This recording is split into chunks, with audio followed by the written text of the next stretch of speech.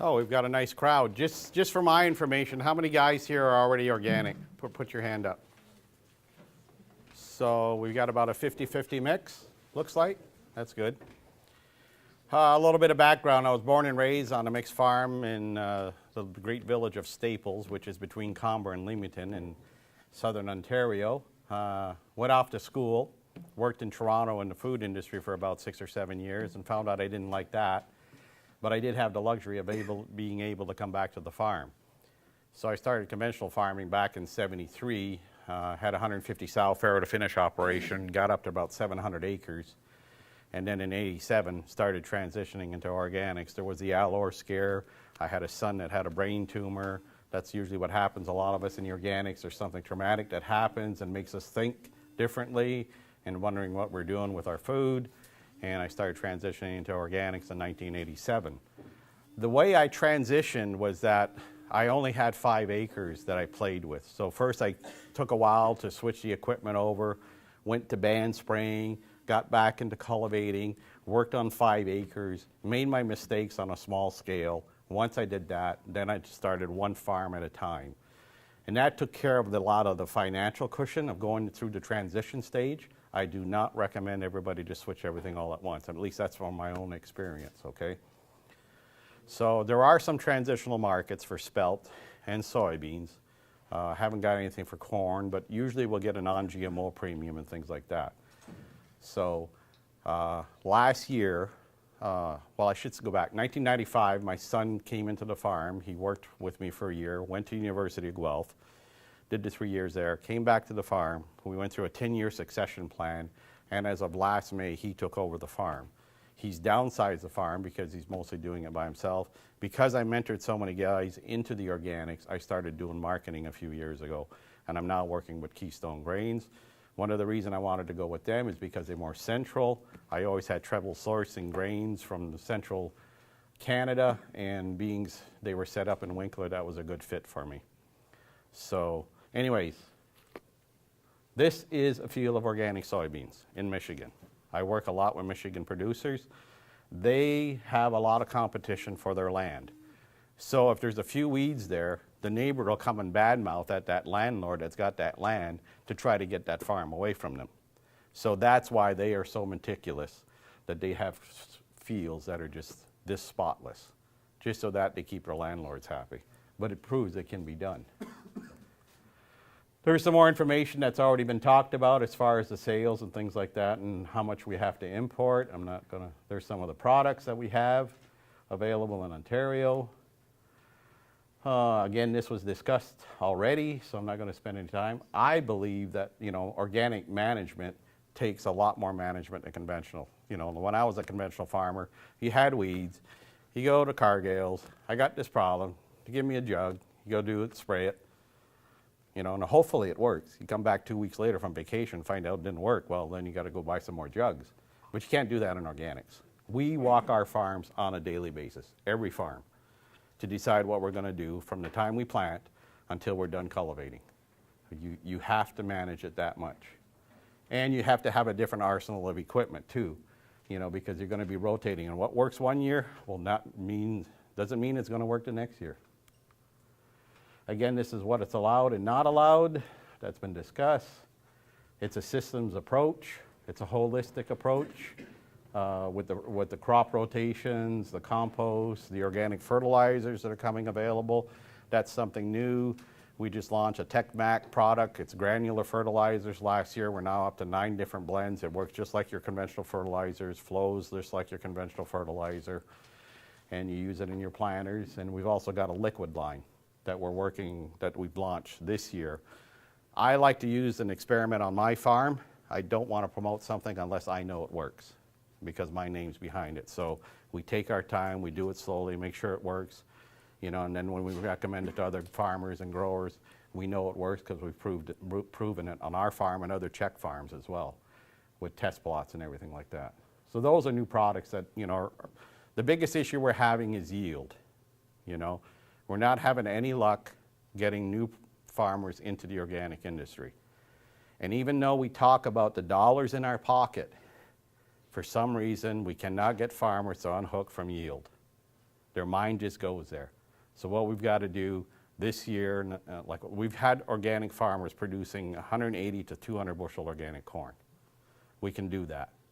But again, it's a systems approach. It's everything. It's not just the fertilizer. It's the compost, the alfalfa, you know, working with people like Ruth. That's a very important thing. Soil agronomists, you know. Organic farmers, it's not, we've come to the point that we've realized even though we're using the systems we're using, we're still mining our soils. Our soils are still going backwards. And that's where it's important to spend some money with soil consultants and soil testing and work with people like Ruth that do this for a living, and it's proving itself out to get those yields up.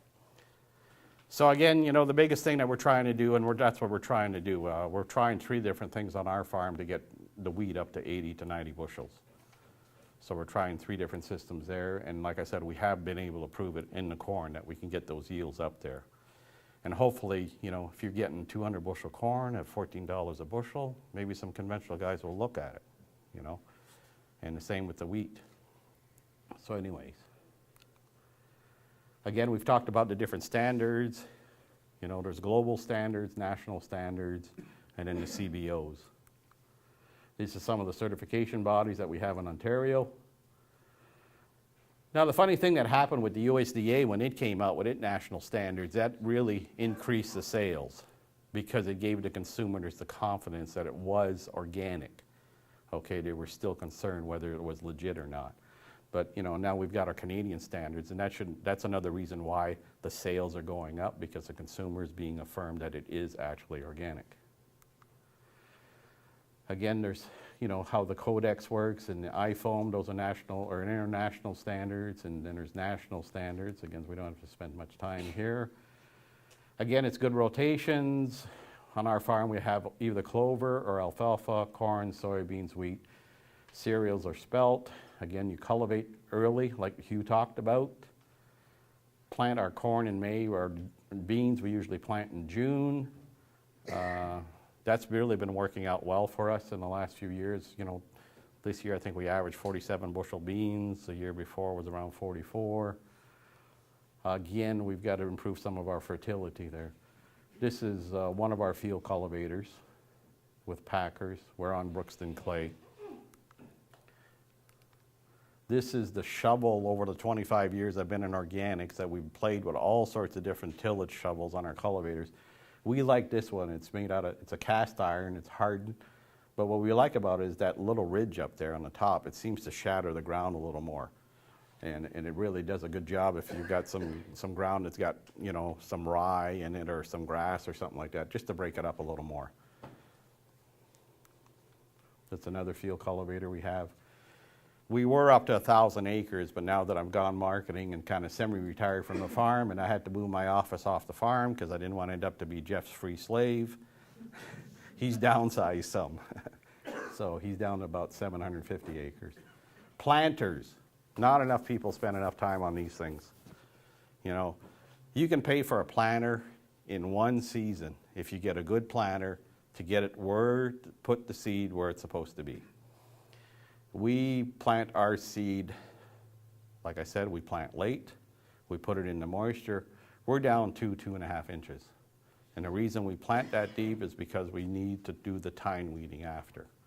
And even though we plant that deep, sometimes it'll be up in 4 or 5 days. And it just has that vigor, you know. But this planter, we tear it completely apart. It plants 8 rows corn and 15 rows, 15s of beans, the same unit.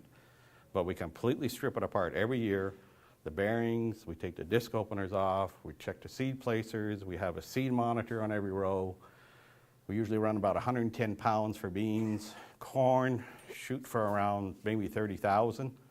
Because we found out over the years, if you're not ripping out crop, you're not being aggressive enough to get rid of the weeds.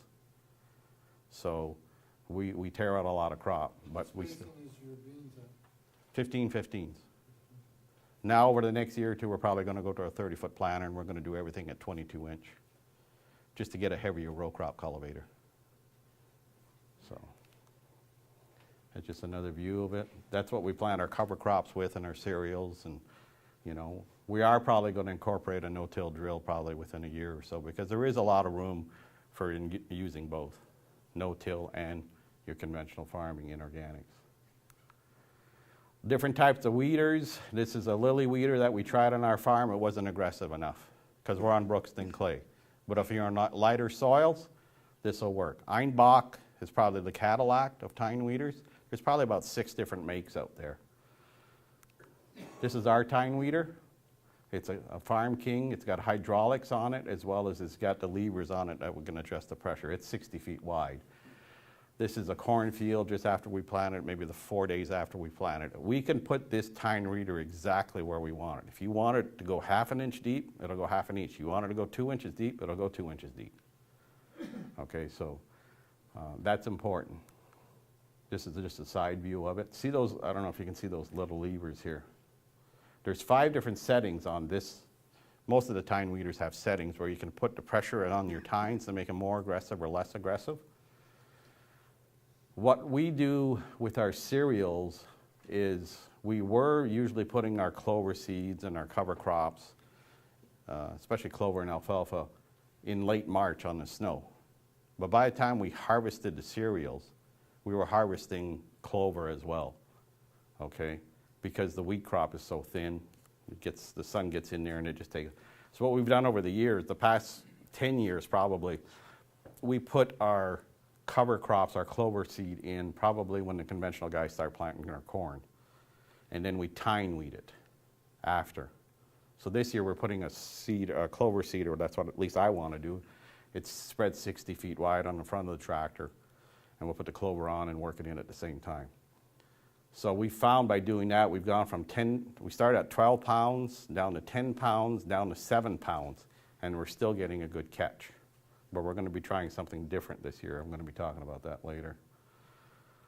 So this is the unit that's taken organic farming from the 200, 250 acres to the 1,000 acres. That's how much that changed the industry, was this unit here, these tine weeders, taking care of the weeds. This is used a lot, extensively in the United States. It's a flamer. They're doing corn here. You can do it up to, the 2 or 3 leaf stage. And basically they burn right on top of the row, okay? So the corn will turn brown for about a week, it'll come out of it. Soybeans, you can go about the 2 cotyledon stage, and it'll come out. This is a real good unit, especially, I call this an emergency unit. I wish we had one, but we don't. We have a few issues over here with CSA, is it?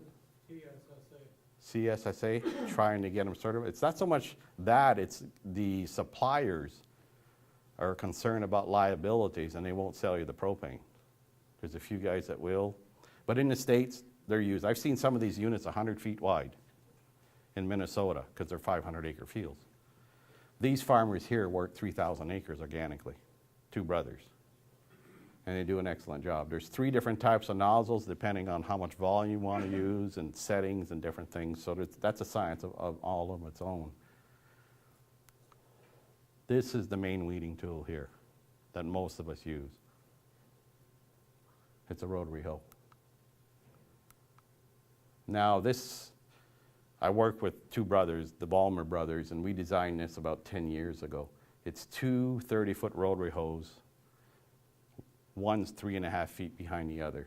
And we took the units out in between the rows because you're going to be cultivating. And the rear frame, because the rotary hoes have a spacing of about 2.5, 3 inches, the unit behind it, we staggered it. So the back unit would be running in between those, right? And we wanted it to be aggressive, but we found out it was too aggressive. We had to put a lot of wheels on it because it'll go down 6 inches. Usually pulling that about, I would say, 15, 18 kilometers an hour. That's the side view of it there. See how deep it's going in? So again, you have to be aggressive. If you're not pulling out crop, I know when we first started looking at this, there was beans and corn flying all over the place, behind you, so you don't want to look behind. And yes, I have broken quite a few windows on the cab with stones coming up and rocks, yes? You find with we have really rocky soil, would you be breaking something like that pretty steadily? Well, there's a few of us that have put up some pretty substantial shields, you know, right behind the tractor cab, you know, to stop the rocks. I mean, like 3-4 feet, you know, your perforated steel, but 1x1 frame, you know, just to protect the cab. But like this unit, like any rotary hoe, where you have a problem is if the wheel that's over the row gets stuck, you pick up a piece of tine or something and the wheel stops turning, you know, it'll rip the row right out. So you still have to get out and check this stuff, you know, depending on the field. If you got a lot of trash or a lot of stuff, you want to get out and check it quite often, you know, make sure you don't have a wheel that's stopped. With RTK and GPS, it makes that job a lot easier. You kind of can watch the units and the equipment behind you a lot more. We have both. We have RTK on the planting tractor and cultivating tractor, and we have Trimble on the field tractors and the combine, which is a good fit, but it costs us $30,000. But over the years, like Hugh was talking, you know, on our acreage, it's nothing else for wipe out 8-10 acres cultivating from falling asleep. I always tell anybody, if you suffer from insomnia, start cultivating. That'll take care of it, you know, because it's guaranteed you'll fall asleep. And a lot of our fields are a mile long, you know, so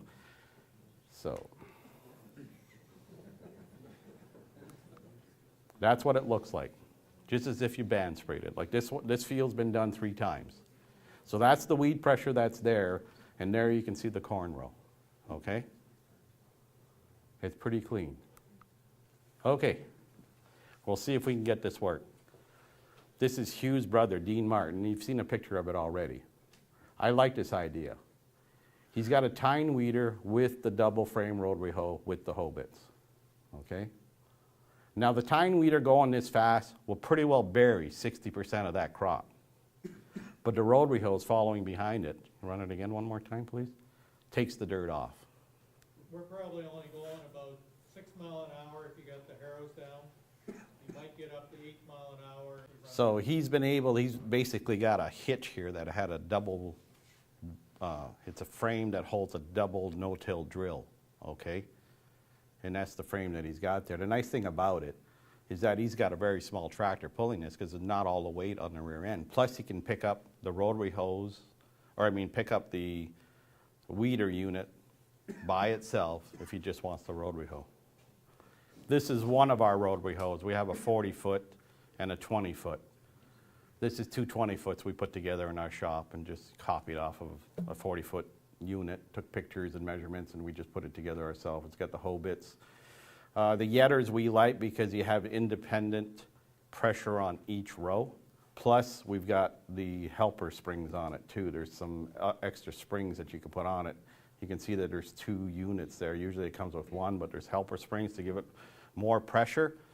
And that's the whole thing, especially on our ground. I mean, the reason we have 2 units because we can get rain in our area, and you might have from 8 in the morning where it's too wet, and by 5 o'clock at night, this unit won't even go in the ground. So between the 2 of them, we can cover 700 acres in a day. But we have to have that just because of the way, you know, the soil can change that fast on a 90-degree day. Now this is the picture of the hoe bit. And I tried getting Manu Farm's phone number up there. I do have it in my phone, so if anybody wants that information, I've got it. It's Jim Toolin you want to talk to. Now what we just bought some used rotary hose, $400 or $500, if we even paid that in an auction sale. But we spent $1,200 just for the hoe bits, and then we welded them on. It's a good project for February and March, you know, especially when you're doing a 40-footer. It's going to take you 2 months to put those hoe bits on.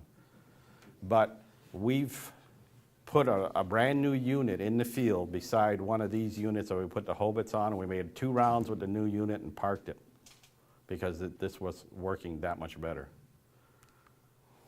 Here's a shot of cultivating. Okay, so this is again the Vollmers in Michigan.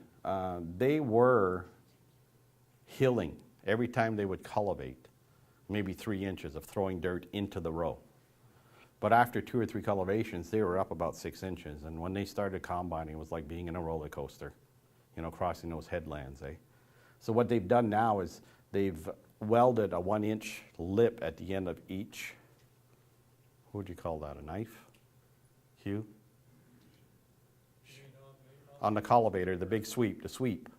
Yeah, because they're going about, well, they're probably running around 22-inch sweeps. And the fellows that are going RTK are finding out they can add another inch to each side of the sweep. They can get that much closer to the row.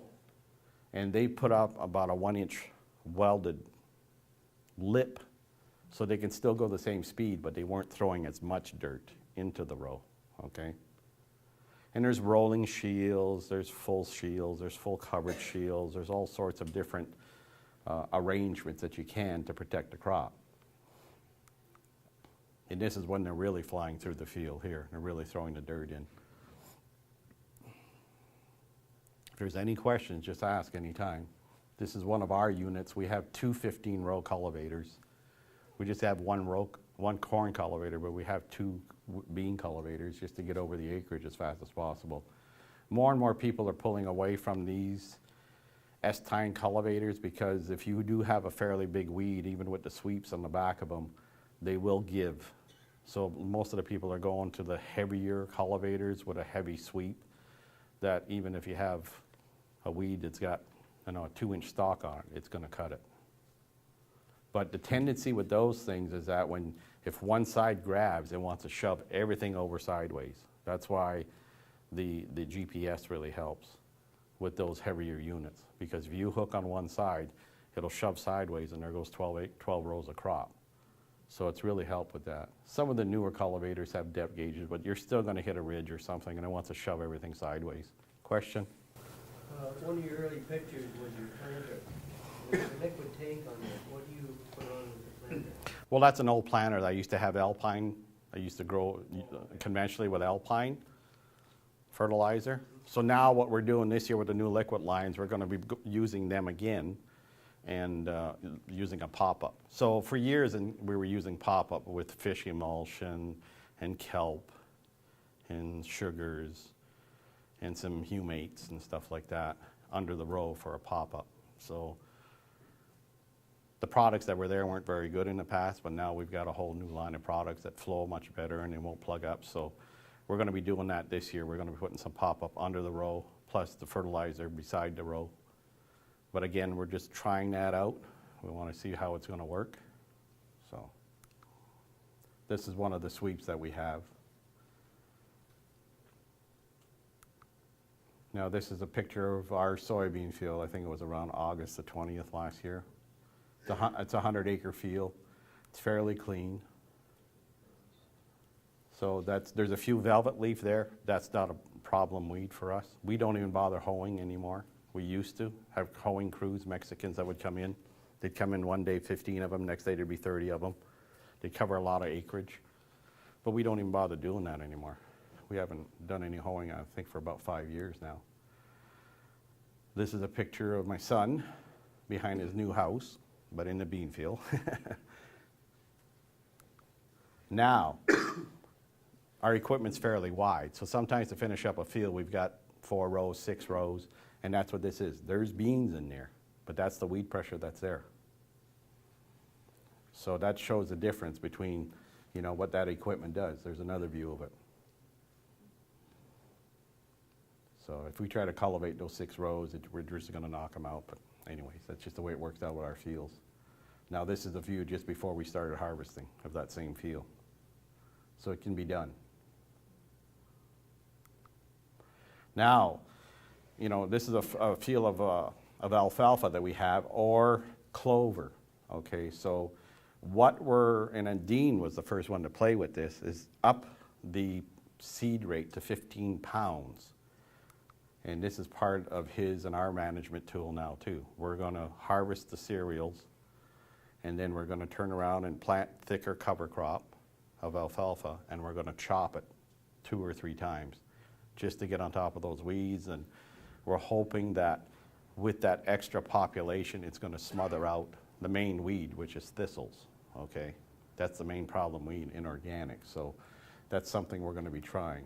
Just a different view of it. Weed management with the combine. You know, to get the weeds off the field, I think we put this unit on probably 15 years ago. We were probably one of the first ones to do this. Of course, because of the higher value of soybeans, you want them in the combine. So it probably picks up a half a bushel of beans, you know, because it blows it in, but it also really blows the weeds into the combine. Now this isn't a very good picture. I had to do it in the shed. But basically, this is the unloading auger. Might be, can't see it there. But basically, it's a 4-foot span that we've got a perforated bottom to it. It's a screen, okay? So when we unload very slowly, and all the weed seeds come out there. We did try a cleaning unit before going into the bin. We did that for a few years, but we found it shattered a lot of the soybeans. And at one time, there was a big price discrepancy between feed beans and your regular food beans, $6 to $8 at one time, you know. So now in Quebec, what they do under the combine, after the product's cleaned, there's an auger that goes across underneath the combine and goes to the chain that brings it up to the bin. What they've done, they put that screen in that auger, and then they put a V under it, and they've had a little flex auger, like your little 3-inch feeding auger, and goes up into a bin behind the cab. Holds maybe 1,000, 1,200 pounds.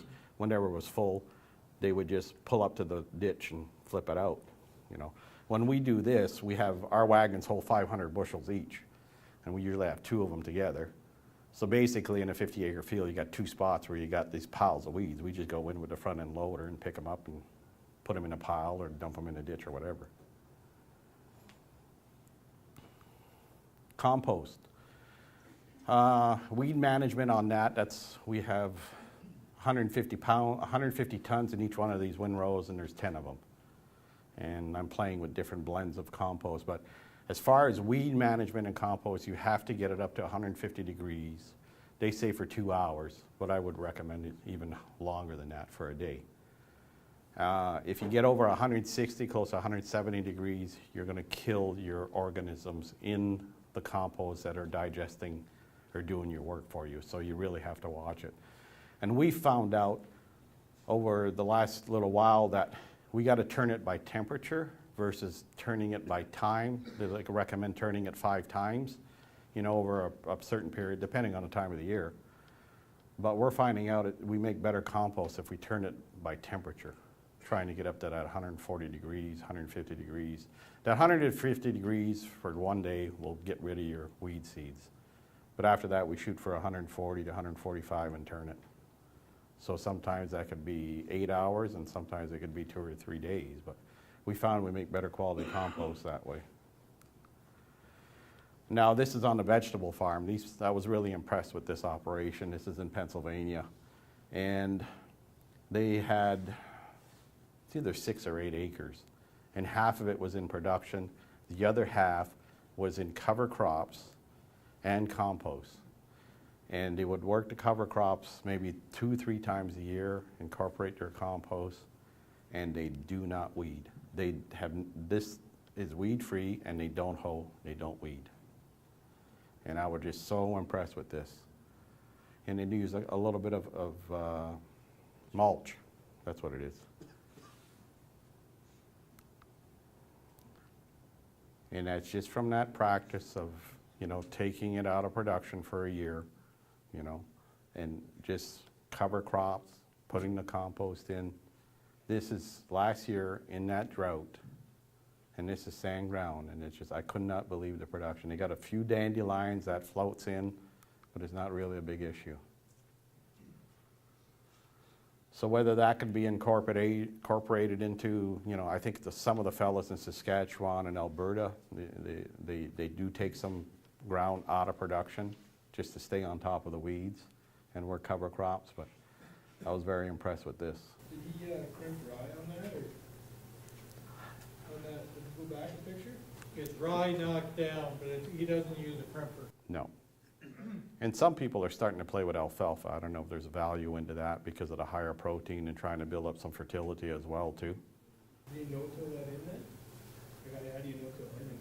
No, he's doing his farming with horses, and he's got a whole row of different cultivators with different shovels on it, depending what he wants to do and when he wants to do it.